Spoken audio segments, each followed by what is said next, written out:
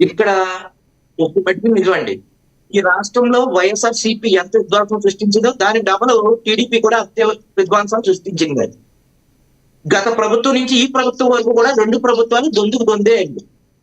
ఆనాడు చింతమనేని ప్రభాకర్ గారు ఎంఆర్ఓ గారిని గుట్టుబట్టి కొట్టినటువంటి సంఘటనలు, ముద్రగడ గారి ఇంటి మీదకి వెళ్లి దాడులు చేసినటువంటి సంఘటనలు ఒక మాజీ మంత్రి వర్యులు కదా. ఈనాడు అంబటి రాంబాబు గారి ఇంటి మీద దాడులు, గతంలో వైఎస్ఆర్‌సీపీ వాళ్ళు టీడీపీ కార్యాలయం మీద చేసినటువంటి దాడులు, ఏది చూసినా 2 ప్రభుత్వాలు కూడా చాలా చండాలంగా వ్యవహరిస్తున్నాయండి ఈ రాష్ట్రంలో. ఒక మాజీ మంత్రి ఇంటి మీద దాడులు ఏంటండి? అసలు ఇప్పుడు కేంద్ర మంత్రి అయ్యి ఉండి ఆయన దాడులు నిర్వర్తించడం ఏంటి, ఆ మంటలు పెట్టడం ఏంటి, ఆ నిప్పులు పెట్టడం ఏంటి? చట్ట ప్రకారంగా అధికారం ఉన్నప్పుడు అరెస్ట్ చేయాలి కదా. నేను అదే చెప్తున్నా అండి. ఆయన మట్టుకు ఆ వ్యాఖ్యలు ఏంటండి? ఒక గౌరవమైనటువంటి ఒక ముఖ్యమంత్రి గారిని ఏం సంబోధిస్తున్నారు అంబటి రాంబాబు గారు? ఇద్దరు కూడా తప్పేంటి. అంటే దాడులు అసలు వనజాక్షిని కొట్టడం ఏంటి? గత ప్రభుత్వంలో టీడీపీ ప్రభుత్వంలో అయితే బోల్డ్ అరాచకాలు జరిగినాయి.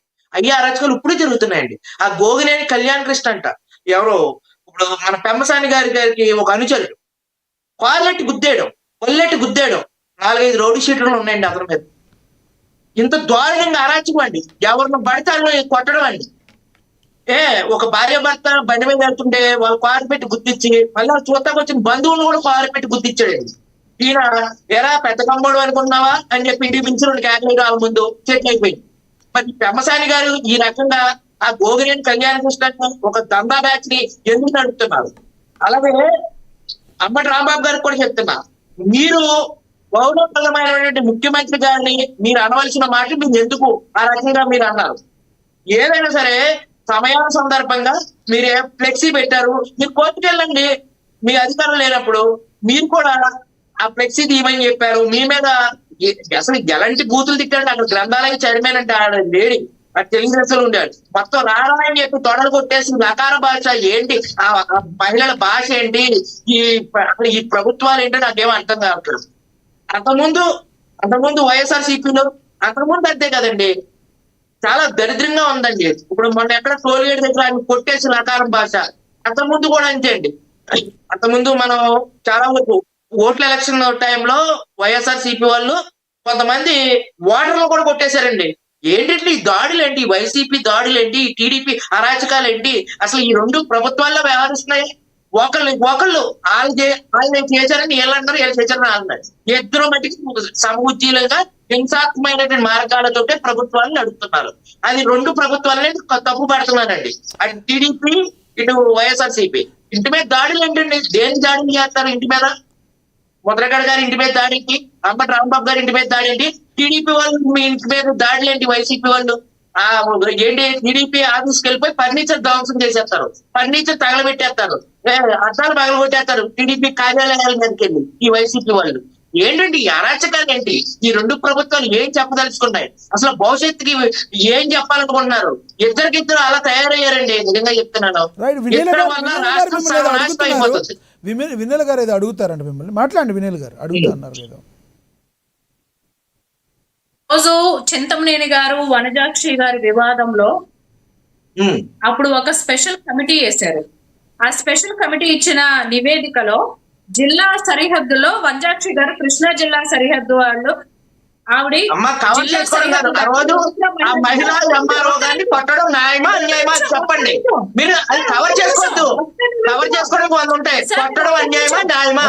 మీరు తప్పు జరిగింది కానీ దాని మీద విచారణ చేశారా లేదా? ఆఫీస్ కి పిలిపించి మందలిచ్చారా లేదా?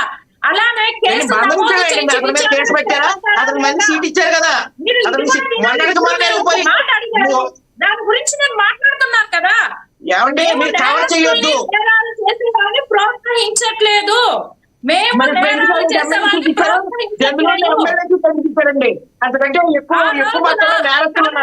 కేంద్ర మంత్రిగా ఉండి కాదండి, ఒక్క నిమిషం, కేంద్ర మంత్రిగా ఉండి ఆ రోజున ఆయన ఒకటే మాట అన్నారు, అరే నువ్వు మాజీ మంత్రివి, నువ్వు మాజీ ప్రజా ప్రతినిధి అయి ఉండి చంద్రబాబు నాయుడు గారు తల్లిని విమర్శిస్తూ మాట్లాడాల్సిన అవసరం ఏంటి అంబటి రాంబాబు గారికి? కదండి కదా మీ గ్రంథాలయం చైర్మన్ ఒక ఆవిడ ఒక మహిళా టీడీపీ నాయకురాలు రకాల భాష కొడతాకి వెళ్ళిపోవడం ఏంటండి? ఒక మాజీ మంత్రిని కొడతారా? ఇంటి మీద దాడులు చేస్తారా? అదేనండి దాడులు చేయడం ఎవరైనా తప్పే. నేను టీడీపీ నాయకుల మీద దాడులు చేయడం కూడా ఖండించాను కదా. వైఎస్ఆర్ నాయకులు టీడీపీ కార్యాలయాలు నిప్పి పెట్టడం కూడా తప్పని ఖండించా. తప్పని ఖండించాను మేడం. టీడీపీ కార్యాలయంలో వైసీపీ నాయకులు దాడులు చేయడం అనేది తప్పని ఖండించారు మేడం. ప్రవర్తిస్తే దాని మీద విచారణ చేపట్టారు చంద్రబాబు నాయుడు గారు. ఎవరిని ప్రోత్సహించారు?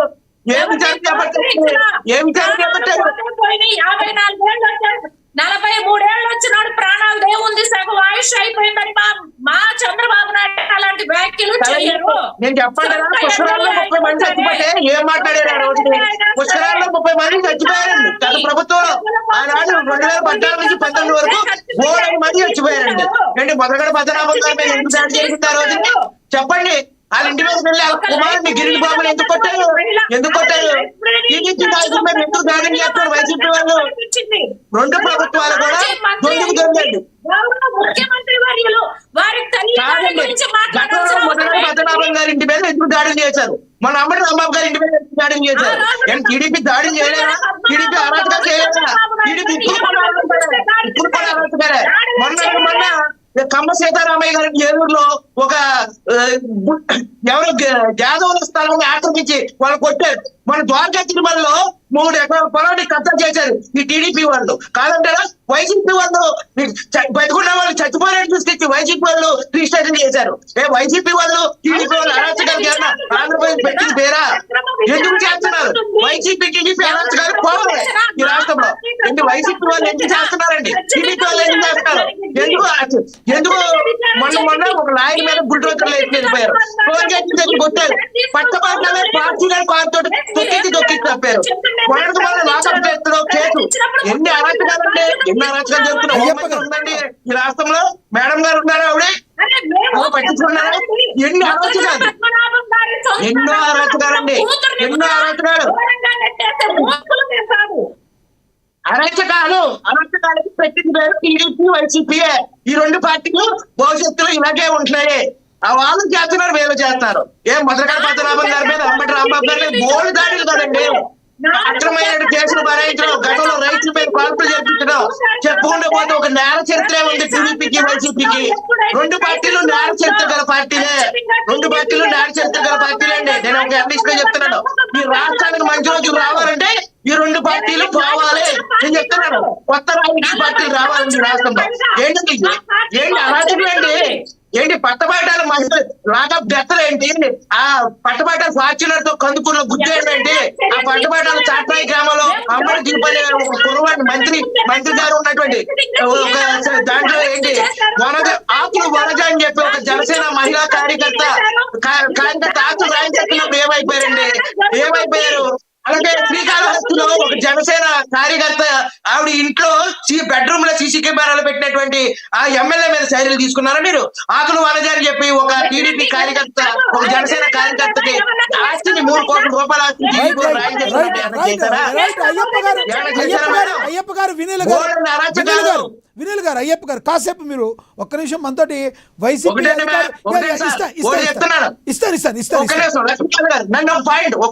చెప్పండి. నేను ఇక్కడ ఒక జర్నలిస్ట్ గా వాళ్ళు చేసి మీకు చెప్తున్నాను, వీళ్ళు చేసి చెప్తున్నాను.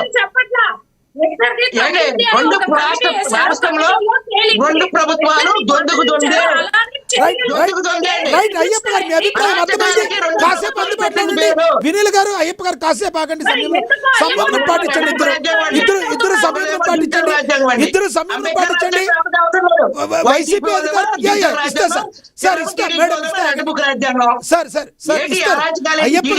అయ్యప్ప గారు కాసేపు సమయంలో పాటించండి. మీ ఇద్దరికి ఇస్తారు. కాసేపు వైసీపీ